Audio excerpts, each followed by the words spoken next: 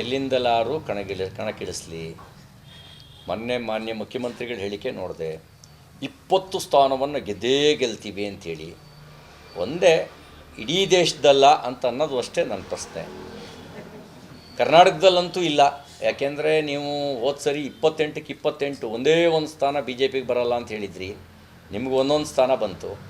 20 ಸ್ಥಾನ ಗೆಲ್ತೀವಿ ಅಂತ ಹೇಳ್ತಾ ಇದ್ದೀರಲ್ಲ. ಇಡೀ ದೇಶದಲ್ಲಿ ಕಷ್ಟ. ಇವತ್ತಿನ ವಾತಾವರಣದಲ್ಲಿ ಇಡೀ ದೇಶದಲ್ಲಿ 20 ಸ್ಥಾನ ಗೆಲ್ಲೋದು ನಿಮಗೆ ಕಷ್ಟ. ಯಾರ್ಯಾರು ವಿಭೀಷಣರಿದ್ದೀರೋ, ರಾವಣನ ಪಕ್ಷದಲ್ಲಿ ಇದ್ದರೂ ಕೂಡ ಯಾರ್ಯಾರು ವಿಭೀಷಣರಿದ್ದೀರಿ ಅವ್ರು ಬರಬೇಕು. ಕೌರವರ ಪಕ್ಷದಲ್ಲೇ ಇದ್ದ ಯುಯುತ್ಸು ಅಂತ ಅವನೊಬ್ಬ ಸಹೋದರ, ಯಾರ್ದು, ದುರ್ಯೋಧನನ ಸಹೋದರ, ಯುಯುತ್ಸು ಅಂಥೇಳಿ ದುರ್ಯೋಧನನ ಸಹೋದರ ಇದ್ದ. ಅವನು ಕುರುಕ್ಷೇತ್ರ ಯುದ್ಧ ಆಗೋ ಸಮಯದಲ್ಲಿ ಕರೆ ಕೊಡ್ತಾರೆ, ಧರ್ಮಕ್ಕೆ ಜಯವಾಗಲಿ ಅನ್ನುವಂಥ ಮನಸ್ಥಿತಿ ಇರ್ತಕ್ಕಂಥವ್ರು ಅನ್ಯಾಯದ ವಿರುದ್ಧ ಹೋರಾಟ ಮಾಡಬೇಕು ಅನ್ನೋಂಥರಲ್ಲ, ಬನ್ನಿ ಅಂಥೇಳಿ. ನಾನು ಹಂಗಾಗಿಯೇ ಕಾಂಗ್ರೆಸ್ನಲ್ಲಿರುವಂಥವರಿಗೆ ಕರೆ ಕೊಡ್ತೀನಿ.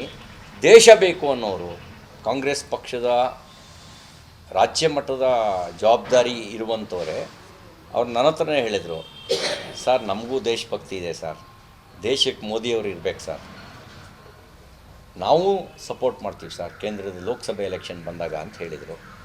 ದೇಶ ಉಳಿಬೇಕು ಅನ್ನೋರು, ಮೋದಿಯವರು ಮತ್ತೆ ಪ್ರಧಾನಮಂತ್ರಿ ಆಗಬೇಕು ಅನ್ನೋರು, ನೀವು ಕಾಂಗ್ರೆಸ್ ಬಿಟ್ಟು ಬನ್ನಿ ಅಂತ ಕರೆ ಕೊಡ್ತೀನಿ. ಅದರಲ್ಲಿ ಲಕ್ಷ್ಮಣ್ ಸವದಿಯವರು ಸೇರಿರ್ಬೋದು, ಇನ್ನೊಬ್ಬರು ಸೇರಿರ್ಬೋದು, ಸಂಪರ್ಕದಲ್ಲಿ ಇದ್ದಾರೆ.